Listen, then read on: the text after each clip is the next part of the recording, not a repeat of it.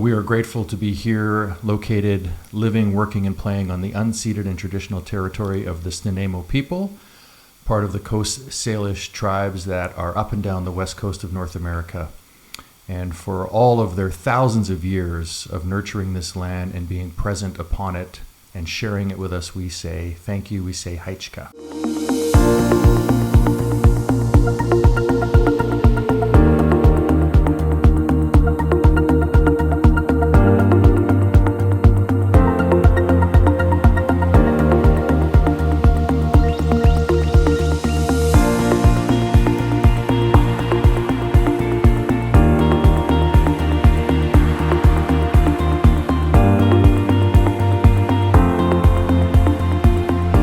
Hi, Derek. Hello, Thomas. Reverend Thomas. Oh, yes. Heavy on the rev. Heavy. You're with Amanda Pope, right? That's right. I think most people watching this will know me as Amanda's husband. Hey, Yeah. you're Amanda's husband. Yes. Yeah. Yes, I am. Yeah. But what they don't know, What they don't know. or possibly don't know, is that you are also on the path to ministry. Absolutely. Yes. When did that start? Oh, probably 4 years ago. Yeah. Yeah. And I'm hoping I'll be finished by next summer. Okay. And so now, if I understand correctly, you were once in the media business. I was in the television industry for 40 years. Okay. News. So, yeah. And where did you predominantly do that? I went to BCIT in Burnaby and worked 1 year while I was still going to school at Global Vancouver. It was known as BCTV back then. Went to the Okanagan to do my practicum and got hired and retired as the station manager almost 40 years later. Wow. So my entire career was in the Okanagan. Okay. Okay. And then how did ministry, there must, I'm curious if there was, let me phrase the question better. Just like, was there a time where you found yourself looking for something else where were you religious while you were working in the real world? Did you have a religious belief, or was there, how did that sort of come about? Long story. I was raised in a very religious home. We were Anglican. And I found in my late teens, it just wasn't resonating with me. Like I couldn't believe that there was a God who was all loving and then yet punished people and sent them to hell and things like that. So I always struggled with that. And I didn't really go to church for about 10, 15 years. And after I met Amanda, she introduced me to the Center for Spiritual Living in Kelowna.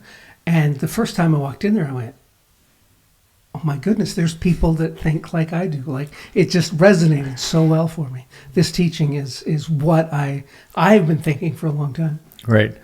So how did that feel to actually realize that there were people that thought similar to you? Oh, it was fantastic. I think I cried the first time because it just felt so wonderful that I'm not crazy. Like, these are legitimate ideas. Right. I know what you mean, because I had a very similar experience. So I know what you mean in that there isn't something outside of us that's ready to punish us. That there's actually this loving presence that is in everything and all things. Yes. Yeah. And so, how did the ministry part come up? What sort of drove you to that level of craziness? Ever since I was a kid, I've always thought that there was something for me to do. I never, at that time, didn't know quite what. I found out going into the news business wasn't the right path for me, but I stayed there. And so it just sort of unfolded as I went through and became a licensed practitioner. And then this opportunity presented itself. I said, even if it's just for me to grow more, I would love to do this. Obviously, I am doing this, so I'm hoping that I can help other people. But at the very least, if nothing comes of it, I'm going to learn a bunch and hopefully grow personally. Mm. So it's really an internal investigation first and foremost. Yeah. And then there's the outpouring of, once that cup is sort of fulfilled, then it's like, there's more I can give here. Absolutely. To others. So now you've been to Unity a little bit. How much do you know about the two centers? I mean, there's the CSL Center for Spiritual Living, and then there's, of course, Unity Worldwide Ministries. And what is your take at this point of those two I find them very, very similar. We did study unity a little bit in my ministerial studies, but coming here has given me a much better idea. And I think the main difference is somewhat that unity is a little bit more Christian leaning, which I'm okay with, having been brought up in a Christian home. But I think that the real things that Spirit or God is within us, and we create our reality. I think those sort of things we have in common. And to be honest, we came here and just the community is so lovely. The people are so wonderful that I don't care if I don't understand or maybe agree with all of your tenets. I just want to keep coming because you guys are full of love. Right. Yeah, it's interesting when you can get past because there's this argument that unity doesn't have dogma, and I believe we do have dogma. I think every place has its, foundational pieces that it's built on that become repetitive and that become a way of thinking and believing. And so by that alone, I would say that is a form of dogma. But I agree with you. The community itself is what really sort of stands out in this. Now, I don't know a lot. I mean, we touched on CSL, so it's interesting how it's sort of like, and there's this, but let's move back over here. We're going to talk about this a little bit, but that's enough. Let's stay on course. So Ernest Holmes, is that the founder of CSL? Yes. Okay. He wrote our textbook, The Science of Mind, and that's the first thing that we study when we start going to classes. And so he never wanted to start a church, which I can understand. Like, there's certain challenges with that, but he just loved all these concepts. He was known as a very curious child, and the way he melded Eastern philosophies and Christian, it all unfolded in a way that really made sense to me. So that is very similar to, I would say that's very similar to unity. And there's definitely some Eastern philosophy in there. And you're right, there is a foundational piece around, I dare to say Christian, because it's the Christ consciousness that is the Christian part, and then Jesus is sort of seen as the way shower, the example we can live into, not the thing we could never achieve, but that level of consciousness is in all of us and available if we're willing to do the work. So in CSL, what would you say is a foundational piece that you might call the work to do? The work to do is all within ourselves, all within our own consciousness, all within my consciousness. The work to do is to let go of, I know it's a cliche, but let go of the baggage. Many of the things that I heard as I was growing up, still stick with me or still lodge somewhere in my brain. And just knowing that really underneath all that, like you go back to when I was first born, I was perfect. Like I was just the way I was created. And then things sort of got piled on. So my work is to take those layers away. And I think it's a lifelong work because there's a lot to do. But I think the fundamental is that everything comes from within us. And so nothing around me is going to change until this changes. Right. And what would you say is like a main tool? Like, so for example, unity is very prayer focused, right? Yeah. Affirmative prayer is sort of like the tenet for all things. Exactly. Would you say CSL is that as well, or is there something else that you sort of rely on as a foundational piece? No, I think that's it. The positive prayer, we call it, I can't remember what we call it. It's okay, I've been there. Treatment, yeah. Spiritual mind treatment. Yeah. Spiritual mind treatment, yeah. Florence Scovel Shin. Yes. I think I probably messed up her name. No, but I know who you mean. She talks about she uses the word treatment a lot in her writings. And so that's really what we're talking about, is a treatment is not a going to a doctor and getting treated. A treatment is doing a spiritual mind treatment on either as a group for others, for another person, or for yourself. Right. But all of it is within me. So if I'm treating for somebody else, let's say John Smith, I say that I know the reality, the truth about John Smith, and I know that he is perfect, whole, and complete. I know that anything that is appearing otherwise is not true and is going to disappear. So it's all. I don't say John Smith is. It's I know this. I know this about John Smith. Right. So it's an affirmation. So Absolutely. it's affirming what you know to be true. Yes. And so then anything else, if let me see. So if you were to put it this way, it's sort of like anything else from our thinking is the sin or Yes. error thought. Yes. And it's that error thought that if we correct Yes. that error thinking, not just surface, Exactly. it has to be Yeah. foundational truth, Yeah. faith, absolute belief. Absolutely. That is what does the treatment. Yeah. Yes. And we also have a cliche saying, treat and move your feet. So you don't just sit back and wait for things to happen. There's often things that I can do to facilitate something happening better. And I think I heard you talk about this in one of the previous recordings about so much of it it's not just me saying this and thinking it, it's the feeling behind it. Mm-hmm. The more emotion I put behind it, the more energy I put behind it, the more it's going to work. Yeah, and I like that you bring that up, because I know for me, when I just, if you're anything like me, the easiest way to sort of teach is to reflect on your own shortcomings, Yes. and your own victories, Yes. right? The things that you can look back and go, oh, I can see why that worked now. Yes. And I often think of my time as a musician.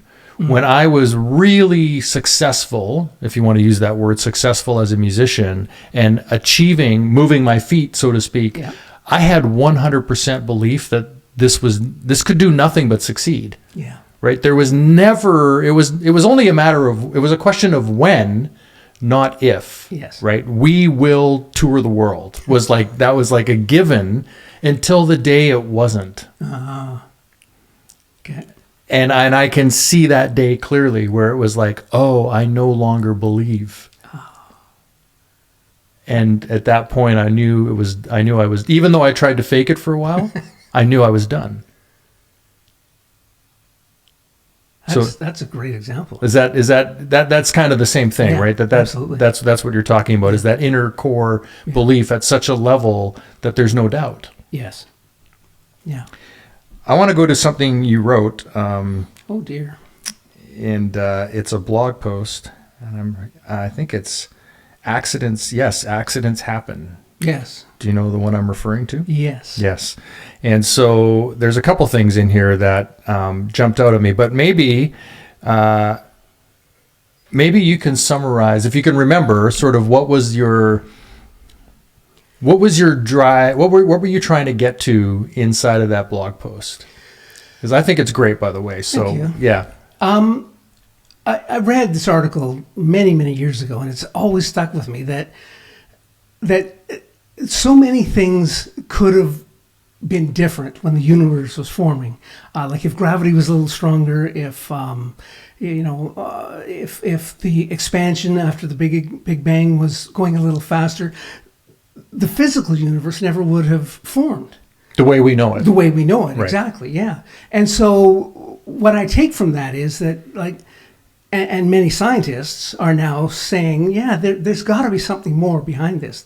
They won't necessarily call it God or spirit, but they just know that there's some sort of intelligence that's making this all happen. And so what I take from that is because the universe isn't an accident, and because I am part of the universe. I mean, we're made up of God stuff and stardust and whatnot. So I was also created purposefully. And so my life is no accident, and nor is anybody else's. We're here for a purpose, and sometimes we find it, sometimes we don't. So if I summarize this, what I'm hearing you say is that you are not somebody that believes that it's all just random happenings. No. That there is something. So this is where I'm gonna. Because I have a challenge with this sometimes myself. Okay. So the idea that when I hear people speak in the terms that God has a plan for me, I have a problem with that because my imagery goes to this idea that there is this being outside of me that is sitting there going, and Thomas DeShooter is going to come around at this time, and he's going to be doing this thing and this thing and this thing, and I just can't sit with that. Right. So is that what you're talking about? Well, I think the difference, you said plan. God has a plan for you, and I say a purpose. And so I think of a plan as exactly what you said, like this is all laid out and this is all going to happen in this order. Whereas a purpose is more general. Like I was put on this earth to be a loving being, help people who don't feel loved or don't feel like they're seen. So that's more of the purpose that I think that we all share. We all share the same sort of purpose, just to be nice people and help each other. So. Okay, so that's interesting. So what you're saying, so could you say then, I mean, we can say whatever we want, right? It's all made up anyhow. Would you say then that purpose is truth? Yes. Because in our, there's so in our new thought movement, so to speak, people love to throw these terminal like, oh, let in the light, and I'm just living my truth, and all of these things. And what does it really mean though? Like what does that really mean? And so would you say then that if everybody has a purpose, that is to live their truth, whatever that is? Yes. And we could all say, yes, we could say that it's to love one another and to be open to one another, but there's also the idea that I know when I'm not doing what is truthful to me. Yes. Versus when I am. Yes. And it's not necessarily that I can put my finger on it necessarily at any given time, but I know there's this feeling inside me where it's like, this doesn't really feel right to me. Yeah. Is that what that Absolutely. purpose looks like for you? Is that what you're saying? Yeah. Okay, so I can see the difference now. So versus there's a plan at play versus I have a purpose, and am I going to find it and live it? Yes. And I think we all have the opportunity to do that. We have plenty of opportunity to do that. Whether we actually follow through or not is up to the individual. And I like what you said. It's much more of a feeling. Like I know when I'm out of integrity. I know when I'm not following my truth. You can't put a word on it. It just doesn't feel right. Whereas when I am, I call it being in the zone. Like everything flows perfectly and everything sort of happens easily. And I just know that I'm doing what I'm supposed to be doing. Right. And it doesn't necessarily mean I'm lying.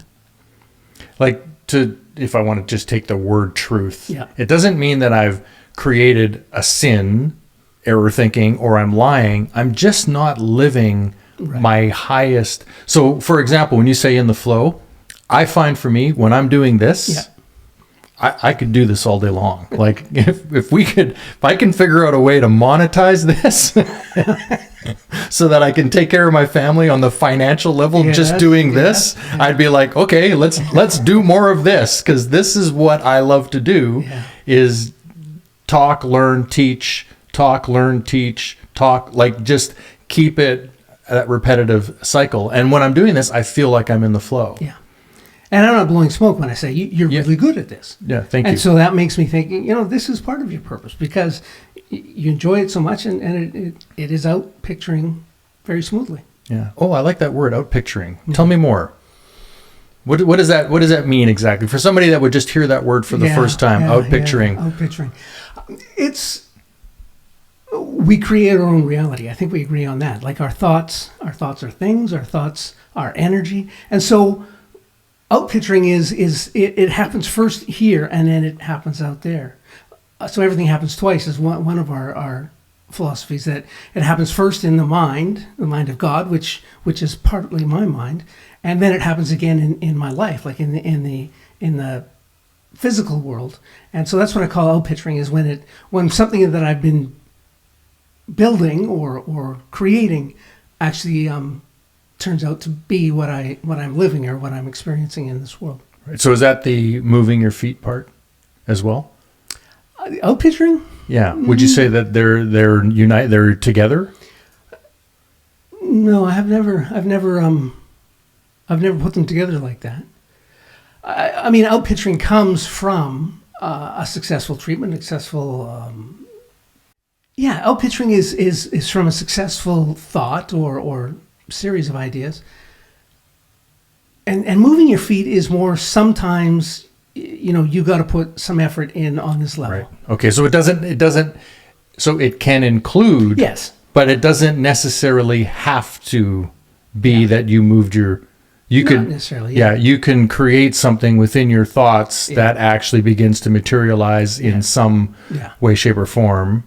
And so maybe here's an example I'll give that if I understand what you're saying. I used to have a morning mantra before I ever came to Unity while I still lived in Vancouver, where the opening lines were, I am calm and I am spiritual. Yes. And I wasn't that at that time. Right. I was not very spiritual, and I certainly wasn't very calm. But I was giving myself a treatment, so to speak, right? By holding that every morning and saying that every morning and feeling it within me. Then it turns out I move to Nanaimo, I find Unity, and I become a spiritual teacher. So that treatment actually worked in that I began to not only outpicture it from the person I was becoming, but then I even actually moved my feet into something far greater than that. Is that a Absolutely. good? Yeah. That's okay. Perfect analogy. Okay. So I have here from Ernest Holmes, we all look forward to the day when science and religion shall walk hand in hand through the visible to the invisible. And so this goes back to sort of your commentary that science and spirituality are finding more common ground than maybe ever before. Yes. Do you have anything to add to that? How did that show up for you? How is it that you see that unfolding in the world? I've long thought, like ever since I was a kid, like take Jesus for an example. If he came 2,000 years ago and started talking about these little tiny one-celled animals called amoebas and how they, grow into what are now animals and human beings, like that was far, far too complicated. But he talks about Adam and Eve. Or maybe he didn't. Maybe that was in the Old Testament. But there's a way of explaining it and saying, well, it's science, or there's a way of saying, yes, it's science, but it also happened for a reason. I'll try an example to see if this works. Do you know what a June bug is? Yep. So up in the Okanagan, we spent all our summers up in the Okanagan, and June bugs are these beetle-type things that sort of hiss. And my mother wasn't afraid of anything, but she was terrified of June bugs. She hated them. When she passed, my sisters and I got together the next day to sort of get together and grieve and plan some things. And this was in Vancouver. And as I was walking out to my car, there on the ground was a June bug. I've never seen a June bug in Vancouver before. I mean, maybe they are, but I've always thought of them as being in the Okanagan. So there's two aspects to this. Like, did this just suddenly appear because, that's the way it happened? And no, it probably got in a car or on a car or whatever and was driven from the Okanagan down to Vancouver. And so that's the intelligent part of it. Like, yes, it happens through science being there was a car moving, this moved with it, but also just the symbolism of this being there when I'm mourning my mother, that's the religious part to me, or the spirituality part, whereas the practical part is the science part. Does that make sense? Yeah. So if my takeaway from that, so if I was the other side of the fence, I might just go, no, that was just some random act. Yeah. And because of the state of mind you were in, you happened to notice, and you noticed it was a June bug, and then you made it mean what you made it mean, that this is some kind of spiritual occurrence. Yeah. And on the other hand, if you're somebody more maybe like us, we could see the significance in that moment as being something more than just a random happenstance, that this was actually something for me specifically in that moment. That all of my awareness and everything about me happened, and I was able to experience that for whatever reason. And it's an interesting position to be in, because on one hand I can see the randomness of it, but on the other hand I can also see the symbolic connection that it might have. And I've often had this with Reverend Patricia, where I've shared this here before, where we don't know what the other person is going to talk about right in the sermon, and we bring our wise words, and they end up being a precursor to the actual talk for the day, and yet we've never discussed it. Yeah. And on so many times, it's literally that morning that I got to get wise words together. What will I use? Yeah. And I'll just, go hunt around through some of the books I've read or whatever and find something and go, yeah, that's that. I'll talk about this today. And it ends up being, so is it random? I don't know. I don't think it is random. Yeah. I don't. But I mean, I'm not going to fight you to the death over it. If you don't believe it's random, or if you think it is random, so be it. Yeah. That's great. I actually like that you said that. Like, so here's another lesson we can take from this is we actually don't have to die on our cross every single day about everything that's going on in the world. We can let people be who they are. Yes. And think the way they want to think. And that's what I really like about Centers for Spiritual Living, and I'm going to assume it's similar in Unity in that we don't go out recruiting people or try and save them or you got to come here. I just try and live my life in a way that will attract people. They'll go, hey, I want a little more of what that guy's got. Mm-hmm. So we're setting an example. Mm-hmm. Yeah, it's definitely, I'm not out to, obviously we want to grow our community. Yes. But it's not from a place of recruitment. No. I don't need people to believe what I believe, right? It's, but at the same time, and maybe this is true for you. I don't know your past. I don't know what level of suffering you've ever experienced in your life or heartache or anything like that you've had to overcome. Right. But I know for me, this has been a vehicle for me to let go of so many things that I would say haunted me in who I have been in the past or things I've done in the past. Would you say that's the same for you? Absolutely, yes. I've managed to let go of a lot of stuff that was still bothering me. Yeah, yeah. And it's those things that stop us. Yeah, right. Yeah. False beliefs that I've sinned or I'm a bad person because I did something that wasn't my best choice. Yeah. Mm-hmm. I think when I read this and what you're talking about with the science thing, what I sort of came away with from this and maybe from some other things I read was the idea that what science hasn't answered for us yet is where do thoughts come from, and where do those divine ideas come from? And would you say that like in the creation of the universe, so to speak, that is that same element that we don't know how it happened. Right. And so it's this big idea, if you will, the universe, let's create a really big idea. There's this universe thing that we're going to go create. Yeah. And this thing happens and suddenly this massive universe is created of which we are a part of. Yes. So it is, and I'm not expecting you to answer this, but maybe just share your thoughts on this. Where do ideas, is it for you, is it that same place?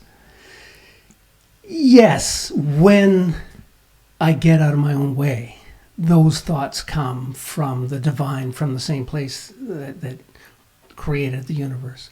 But when Derek starts thinking too much, or Derek starts thinking that he knows better, or that's when I get into trouble. Overanalyzing? Yeah, exactly. Yeah. But ultimately, yes, thoughts come from that very same place. That same creative energy, that same creative force that we are all, in our words anyhow, at least in our thinking, we're all part of that same place. What's on your horizon with your ordination? Do you have I used to get this question a lot, so I get to ask it now. What's your plan, man? What are you going to do with it? Well, Amanda and I moved here to start a center, Centers for Spiritual Living Nanaimo. So I'm just going to keep doing what I'm doing with that. we never intended to do a Sunday service, and we were so happy that that you are here, and there's some other organizations that are doing wonderful things on Sunday. So we were never wanting to do that, because what do we have to offer that isn't already being offered? So we do things like, we're going to start in the new year something called Spirits and Spirituality. We have a downtown karaoke sort of pub that we've got rented for an hour and a half, and so people can come in, have a drink, that's the spirit, and then we're going to have like cards out with provocative questions on them.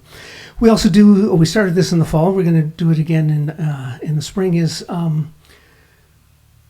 Spirituality for Seekers and Skeptics. And that was a Zoom thing where people come in and we don't provide any answers. We don't say, oh, this is what you got to think. We just present the questions. And then we go into small groups and people talk about, like, how did the universe form, or what happens when we die. And there's so much more value, I think, in me hearing other people's ideas. And I sometimes when I was talking, I went, oh, I didn't even know that I had thought that. So that's what generates, I think, really good ideas. And that's the sort of thing that I'm planning to do as a minister, is keep doing those sorts of things. So you're not going to provide any answers? No, I don't think I have the answers. I mean, I can make suggestions, or I can ask questions that might lead you to your answer, but everybody's got their own answers. Yeah. I don't have all the answers. Yeah, everything we want for ourselves and for our lives is within us. Yes, it's not. Absolutely. And it's sort of, I kind of look at, and thank you for that answer, by the way, and thank you for the decision, the choices you and Amanda have made to come here and do the work that you're doing, and looking for the gaps to fill, right? Like, how can we actually be of service? How can we provide something that's not already, being provided, where we're actually adding value? I think that's hugely important.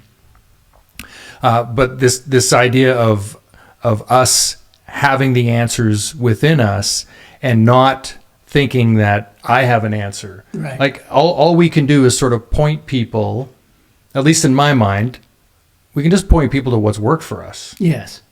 Like, I was going through this is what I did. This seems to have worked really well. Yeah. And the more I did it, the better I felt, and the more answers I found for myself. Yeah. And that's maybe more what providing the answer is to show an example of something they can do. Yeah. This is what worked for me. May or may not work for you, but just an idea. Yeah.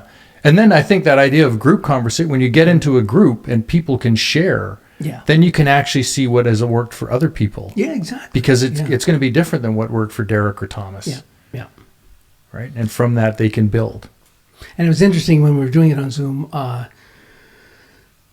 It was open to everybody. We had people from all over the continent, and there was one night where a fellow came in. I think he was from L.A. or New York, and he was the fellow with all the answers, and he was trying to push some program that he had. And what was interesting is that it was our group that sort of told him that they weren't interested in all his answers. Like Amanda and I, as the facilitators, didn't need to do anything. The group, by that time, had formed such a community that they said, thanks, but no thanks. Yeah.